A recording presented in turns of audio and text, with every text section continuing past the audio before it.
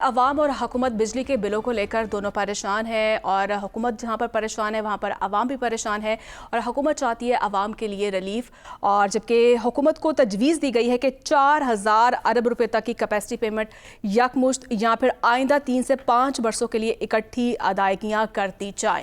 لیکن اس میں اہم سوال یہ بھی ہے کہ آئی پی پیز کو خربوں کی ادائیگیاں جو ہیں وہ ہمیشہ سے ایک سوالیہ نشان رہی ہیں۔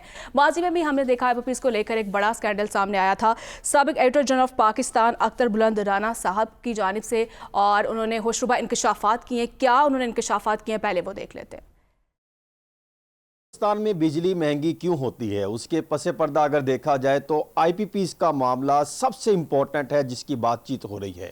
آئی پی پیز کے ساتھ معاہدے کیا ہوئے، کیپیسٹی چارجز کیسے ادا کیے جاتے ہیں، کیا ان کا آڈٹ ہوتا ہے، کیا ان کا آڈٹ نہیں ہوتا، پری آڈٹ ہوتا ہے، آڈٹ اور پوسٹ آڈٹ، کیا ان کی ادائیگیوں کے لیے کیا اس سارے مرحلے کو، سارے قواعد و ضوابط کو فالو کیا جاتا ہے، اور اس کے پیچھے پس پردہ کہانی ہے کیا، یہ معاملہ کیسے چلتا رہا، کیا اس کی ڈاکومنٹیشن بھی کبھی سامنے آئی ہے؟ ان سارے سوالات کے جوابات ہم لیں گے۔ ہمارے ساتھ موجود ہیں سابق auditor general of Pakistan Akhtar بلند رانا صاحب۔ السلام علیکم اختر بلند رانا صاحب، کیسے ہیں آپ؟ خیریت سے؟ وعلیکم السلام، آپ خیریت سے ہیں؟ ٹھیک ہے، میں ٹھیک ٹھاک۔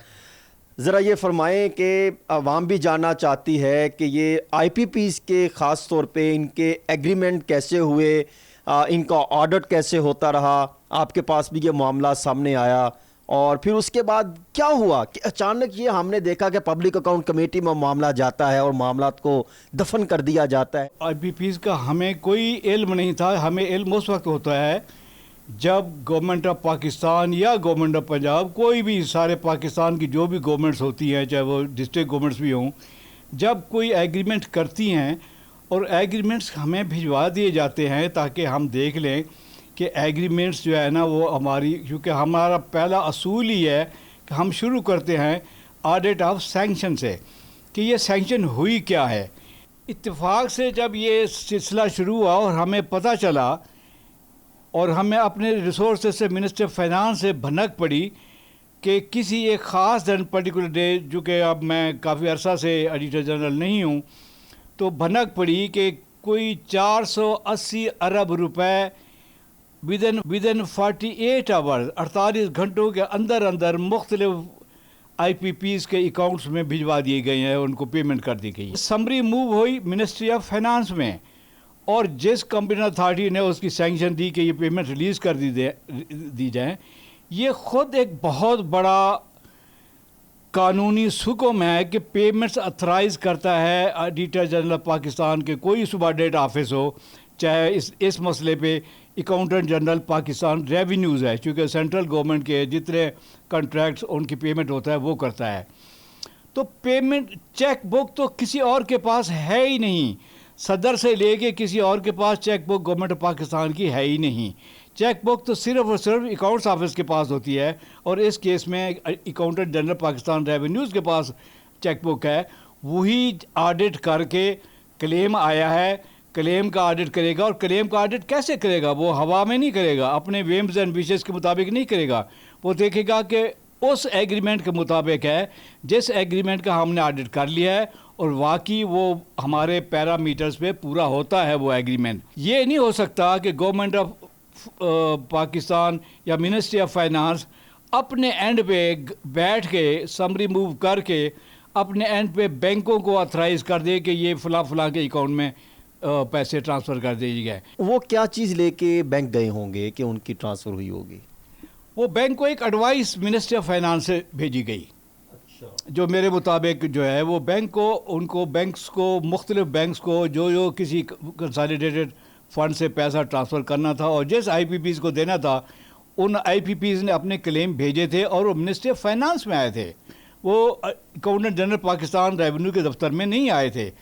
اگر ان کے پاس آئے تھے تو انہوں نے ویٹ کر کے اکاؤنٹنٹ جنرل پاکستان کے ہاں بھیجنے تھے کہ اس کا آڈٹ کرو، یہ ایگریمنٹس ہیں، ان کا آڈٹ کرو اور پھر پیمنٹ اتھرائز کرو۔ ایسا نہیں ہوا۔ اس کی وجہ میں آپ کو صاف بتا دیتا ہوں، چونکہ یہ شفافیت نہیں تھی۔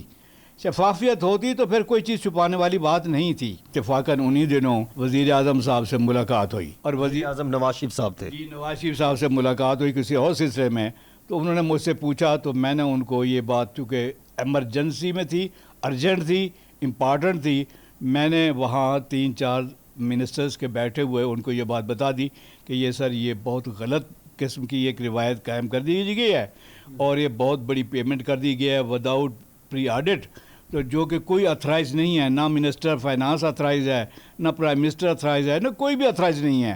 تو یہ پیمنٹ کر دی گئی ہے, یہ آپ کے گلے پڑے گی, جس کا پھندہ ہوگا اس کے گلے میں پڑے گا.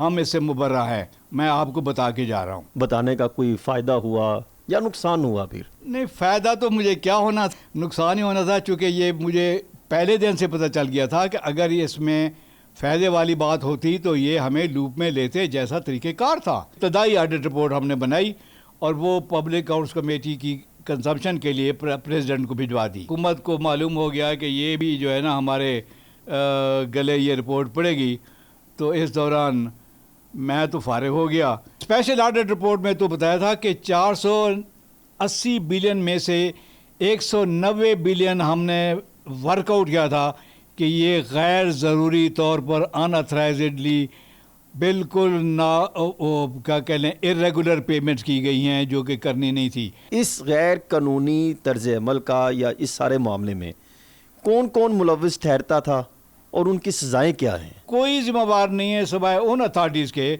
جو اس میں ملوث تھیں یا جو اس میں اس سے متعلقہ تھیں, جو یہ سینکشن کے پروسیس کو جو یہ کنٹریکٹ ایگریمنٹ کو سائن کرنے کے پروسیس میں شامل تھی. جو آپ کی رپورٹ آ جائے, اگر وہ رپورٹ کہتی ہے کہ ABCD وہ غلط ہے یا ذمہ دار ہیں, تو ان کے خلاف جو بھی ایکشن ہو سکتا ہے, چاہے پینل ایکشن ہے, چاہے کوئی لیگل ایکشن ہے, چاہے کوئی فائنینشیل ایکشن ہے, وہ لیا جانا چاہیے. چونکہ بات فیکٹ آف دا ڈے یہی ہے کہ قوم کا اتنے بلینز, اتنے اربوں روپے, کھربوں روپے جو ہے نا وہ ضائع ہو گئے ان لوگوں کی سلیکٹنس کی وجہ سے, یا ان کی بےایمانی کی وجہ سے, یا ان کی ملی بھگت سے کی وجہ سے, کوئی وجہ سے وہ. لیکن وہ چیزیں تب ہوں گی جب وہ انکوائری پراپر ہوگی. حل کیا ہے اس سارے معاملے کو کس طریقے سے سمیٹا جائے, کیسے ذمہ داروں تک جو ہے پہنچا جائے؟ ابھی تو اندازہ ہو رہا ہے کون سے ذمہ دار ہیں, یہ چیزیں تو کلیئر ہو گئیں. ایڈیٹر جنرل اگر پاکستان کو اس کو آپ پورا چارٹر دے دیں کہ وہ